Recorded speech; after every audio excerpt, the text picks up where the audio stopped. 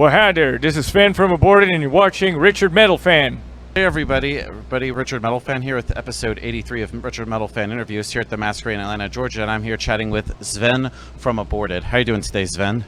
Not too bad, man. Not too bad. Thank you. Awesome. So I know you're currently on this awesome tour right now with Lorna Shore, Angel Maker, Ingested, and Of Sulfur. So how's the tour been going so far? The most typical interview question ever.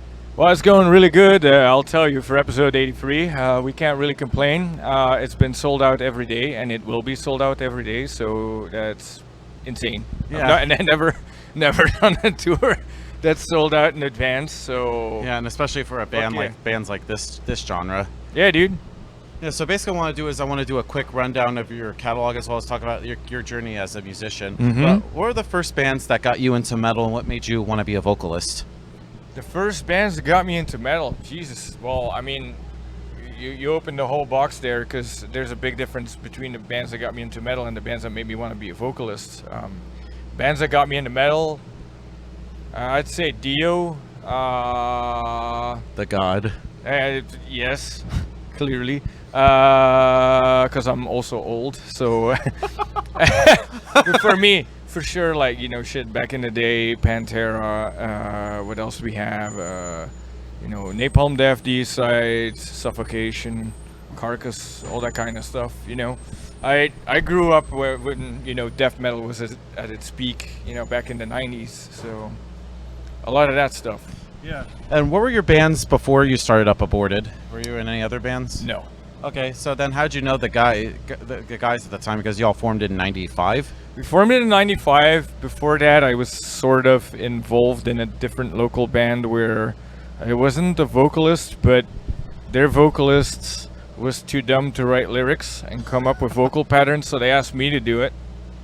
In the meantime, you know, in parallel, I was starting Aborted. But yeah, I just wanted, you know, I heard all these records that were badass and very influential to me, so I wanted to do what they were doing. So I was just looking for people. And it was tough, you know. The beginning, the first couple of years were very tough. It's very tough to find people that want to play that style of music, especially the brutal kind of death metal back then. I think when we started in 95 was when black metal was really at its peak. So even as far as releases were coming, there wasn't all that much death metal going on. So, all right, and tell me about the debut album, Purity of Perversion. From what I saw in the Metal Archives, it was the first death metal album made in CCR Studio. If you could talk to me about that. Yeah. So that's the studio that was like 10 minutes from my house. He'd done like a bunch of metalcore, hardcore bands. We have this whole 8000 scene in Belgium, which was basically actually what metalcore is back in the day, not like with clean singing and choruses and shit. It was actually just a mixture of actual hardcore music with actual fucking thrash metal and death metal. So that whole scene was very much alive back then. Some of those bands are still really sick. And then, you know, we came up around the same time, so yeah, it started kind of that way. Yeah, and then going into the next album, Engineering the Dead, like usually with the debut you have your entire life, your career to write the first album. Did you feel like pressure to follow up Purity of the Version going into Engineering the Dead? No, not really. I mean, we did the first record, which already for us, you know, back in the time, it was like we did a demo and we're like, hopefully one day we do an album. And then we did an album because fucking the original label was, do you know the grindcore band Agaphocles? I've never even heard of them. He had a label, so he put it out, and that actually put us on the map for Listenable Records and a couple of other record companies. But we decided to sign with Listenable Records back in the day, and there was no pressure. But you know, we already had a good chunk of the record written. I think 2 songs were written in the studio. But other than that, yeah, it was all good to go. And also that same year you had a band called Anal Torture, and you released a thing called Shit Piff. Yeah, Shit Pifter, man. Yeah, what was the whole thing about that? It just sounds silly. You studied. Do my research before interviewing, He folks. did, yeah. Well, what was that? That was basically, I wanted to learn to play drums, and I did it while forming a really shitty grindcore band called Anal Torture. We called ourselves Diaper Grind, and we all performed wearing diapers on our heads. What? Yes. Wow. That's not on Metal Archives, is it? Yeah, you should update your shit, Metal Archives. Yeah. All right. And then going into 2002, I know you had a band called Lengchi.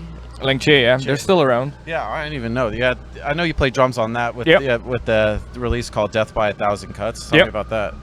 Well, by that time, I already knew sort of how to play drums, and we decided maybe we should not wear diapers anymore, and we've outgrown the diapers. Yeah. So we're now in our preteens, and we just wanted to play some sick-ass grindcore, kind of like, Nazem back in the day. That was a big influence, Hemdale. So that's how, Lengche started. A big mixture of, like, super aggressive grindcore, but with a lot of hardcore breakdowns. And that's pretty much how the band evolved, throughout the time. All right. Going into 2003, I know you did like a bunch of stuff. You did like Gormageddon, you did Inquest Destination, and another Lengchi album. Tell me about that year. It was busy.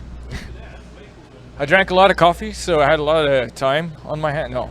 Honestly, it was, I was just doing a lot of bands. Inquest was a band that I actually discovered when I was, before Aborted was really a thing, and I always looked up to them. So when they asked me to be their singer, I was like, all right.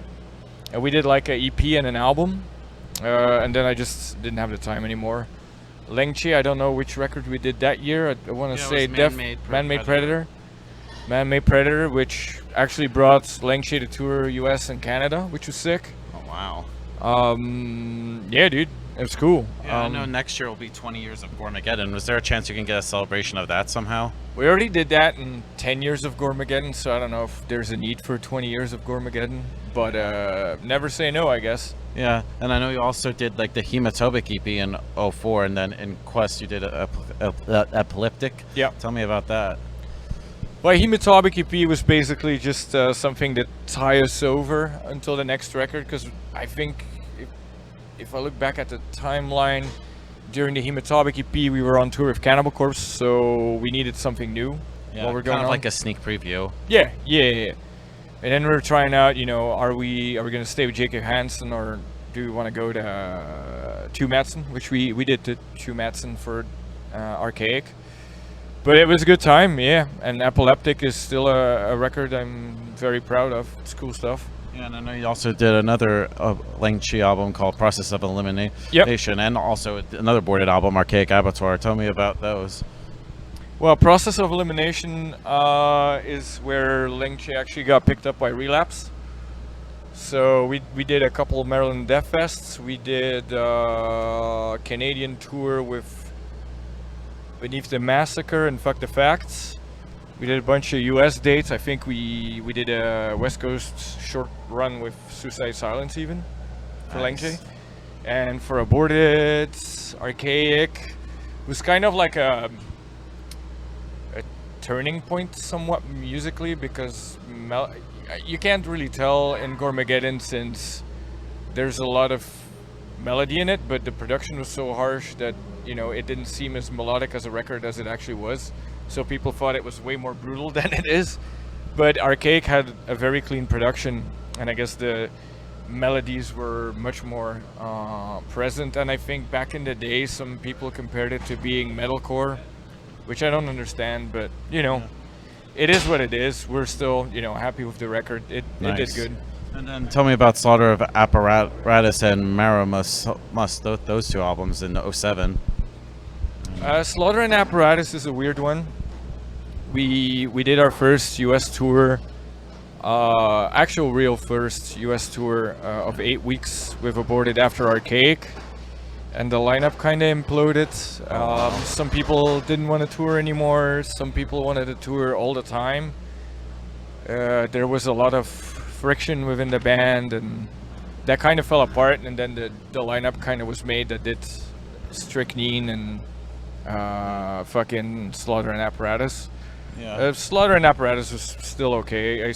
There's still some cool stuff on that record. Yeah, and I know Strychnine 9213 it was like the only time where it was a quick turnaround. Did you like start writing that after Slaughter and Apparatus? Yeah, immediately, because that was the reason that record came out the way it did.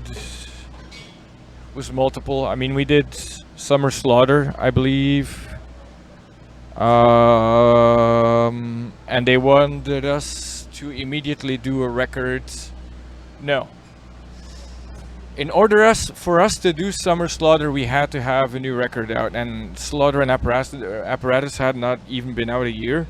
So basically, agent and label forced us to poop out a record in less than a year. So just go away right there. Basically, but then we made the bad decision of recording with our live engineer in a studio that wasn't very well equipped.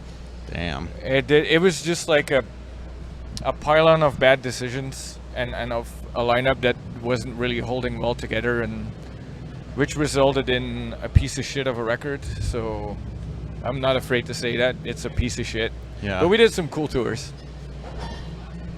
All right, and then going into well, still, like, I want to talk about System Divide with the Collapse EP. I love that. Like, nobody really talks about System Divide. They're still around. Oh wow. Yeah, I mean, the band broke up in 2014 when I got divorced, and then some of us went on to do Oracles. But I think like last year or something, System Divide came back, but they released one song, and I mean, I got asked to come back to the band, but honestly, really have no interest in doing that. So try to be full on with Aborted. Yeah, I mean, have that and Coffin Feeder and Fetal Blood Eagle, so 3 is enough. Yeah. But also, I really don't see the point in. It's had its time. It was cool. I don't see the point. Yeah, and I know you played with a lot of bands. Is there like a similar kind of like mind frame depending on the project, or you have to like adjust like your style depending on the project? I mean, I'm always just gonna sound like me, which is cool and is not cool, I guess, because I will always sound like me, so you like it or not.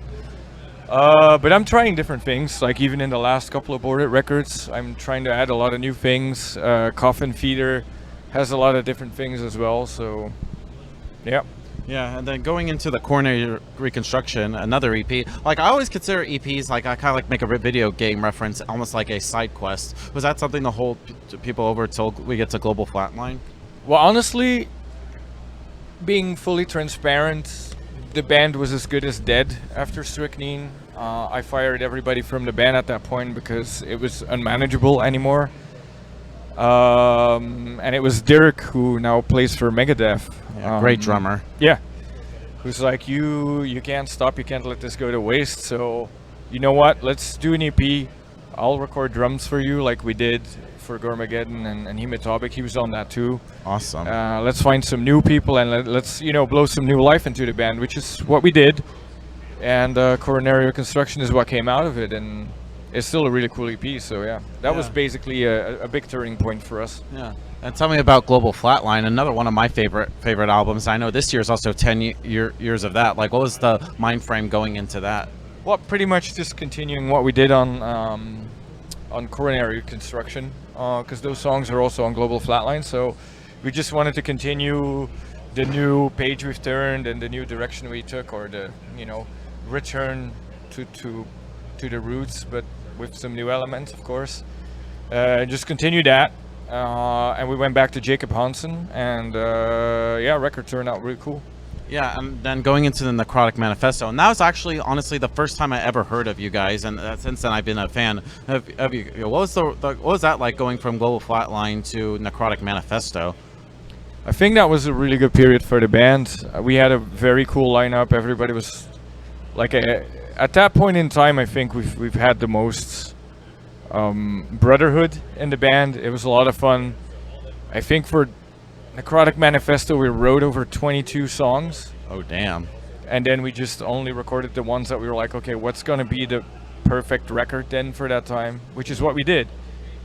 We went back to Jacob Hansen, and it's still one of my favorites as well in our entire career. Yeah, and you mentioned you wrote 22 songs. You ever worried like the songs you just scrap out will end up on like a B-side in Japan and it would be the biggest hit you ever have? No, we didn't. we never recorded them. We had the demos. I don't even remember how half the songs sound, but clearly, we took the ones that were the best. So. Yeah, and then going into Retro Gore, I thought it was a great album. What's that like, following up the Necrotic Manifesto? Well, I mean, by that time, there wasn't a very large leap from Coronary Reconstruction to Global Flatline to Necrotic Manifesto. It was, logical progression, but it was still no big surprises. So we really wanted to see what can we do with this band. Do we just want to go faster? Do we, want to add more different influences to it that we haven't in the past? And I think that's exactly what we did with Retrogore. Conceptually, it went entirely to like the 80s horror style, which we've been doing ever since, which I think fits this band perfectly. And musically, we've started adding all these darker melodies and like depressing vibes to it, and it started getting a bit more technical as well. So yeah, I think that's the biggest difference right there. All right, and then Terror Vision was up next. I love that album. Was there like a preconceived idea making that album, or was there a lot of like trial and error and improvisation that goes along with it? I think it was more, let's take Retrogore, let's put it on steroids, and let's try to incorporate even more of the, I don't want to say black metal, but like the darker ambiences that we had. Let's make that even more of a thing in there. Yeah, and I noticed like you've gone through so many different lineup changes. Does like the lineup changes also kind of like expand like the sound of Aborted depending on each album? Not so much, at least not the last bunch of years, because Ken's been writing a whole lot since Global Flatline even. I think Terror Vision was 80% him. Retrogore was 50% him.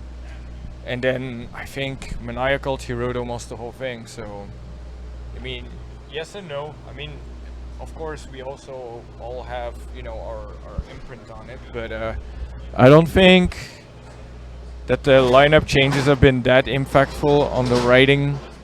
And there honestly haven't been that many since, I want to say, Necrotic Manifesto, to be honest. All right. And then going into 2020, you did the Le Grande Masquerade, the EP. Was that like something to like hold fans over before Mania Cult?